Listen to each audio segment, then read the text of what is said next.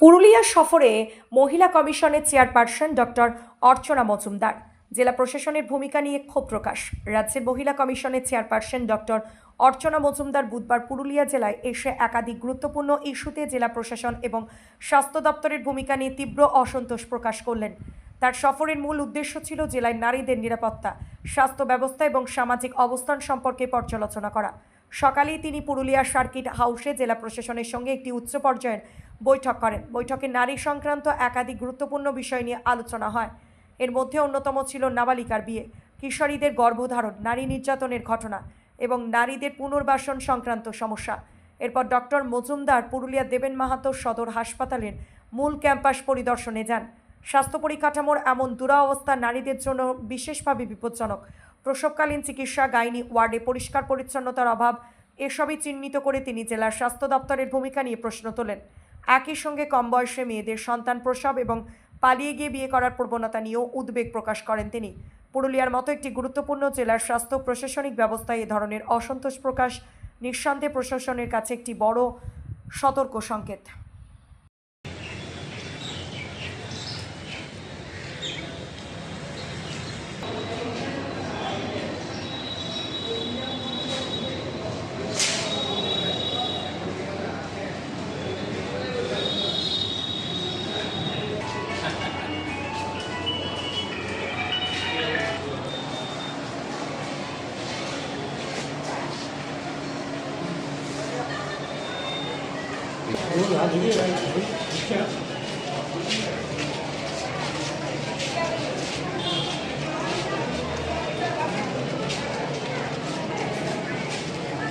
তো মেডিকেল কলেজে ট্রান্সফার হয়েছে বটে 4-5 বছর, কিন্তু এই পুরনো বিল্ডিংয়ে আমি ইনফ্রাস্ট্রাকচারের সেরকম ডেভেলপমেন্ট কিছু চোখে পড়লো না।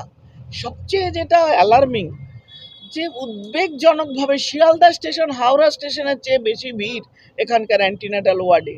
আপনি ঢুকতে পারবেন না। বেডে বসার রুগী তো প্রসূতি, সে তার শোবার প্রয়োজন। এক বেডে একজন, ঠিক আছে দুজন থাকে, কিন্তু সেখানে যদি 6 জন বসে থাকে, ইউ আর হেল্পলেস। আমার ডাক্তারবাবু হেল্পলেস, কিছু করতে পারছেন না। তাকে এইটুকু বেডের মধ্যে এতজন রুগী চারধার থেকে রেফার হয়ে চলে আসছে। তার আগে তো ছিলই, এখন যেহেতু এটা টার্সিয়ারি মেডিকেল সেন্টার, এখানে রেফারেল সেন্টার, এখন বাঁকুড়া না গিয়ে পেশেন্টগুলো এখানে চলে আসছে। এবং সেই পেশেন্টগুলো সত্যি কথা বলতে কি উপযুক্ত মানের যে চিকিৎসা পরিষেবা দেওয়া দরকার এবং যে ইনফ্রাস্ট্রাকচার দরকার, যে যন্ত্রপাতি দরকার, যে প্রশিক্ষিত ডাক্তারের সংখ্যা দরকার, নার্সের দরকার, সেইগুলো আমরা মেটাতে পারছি না এবং তার ফলে কোয়ালিটি কম্প্রোমাইজ হচ্ছে। এবং এই জায়গায় আমাদের অনেক কাজের জায়গা আছে। সবচেয়ে অ্যালার্মিং আমার যেটা খুব খারাপ লেগেছে সবচেয়ে বেশি, এই জেলায় টিনেজ প্রেগনেন্সি 30% অ্যাভাব।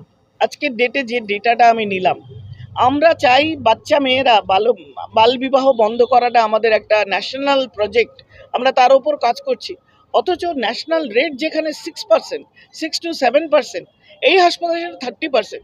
কল্পনা করা যায় একটা 16, 15, 14 বা 17 বছরের মেয়ে, সে এক মা হয়ে বসে আছে, না তার লেখাপড়া শেষ হয়েছে, না তার বাবা মার কাছে ফেরত যাবে বাচ্চা নিয়ে যায়, না শ্বশুরের বাড়িতে সে শক্তপোক্ত, তার মানসিকতা সেভাবে তৈরি হয়েছে, তার শরীরও সেভাবে গঠিত হয়।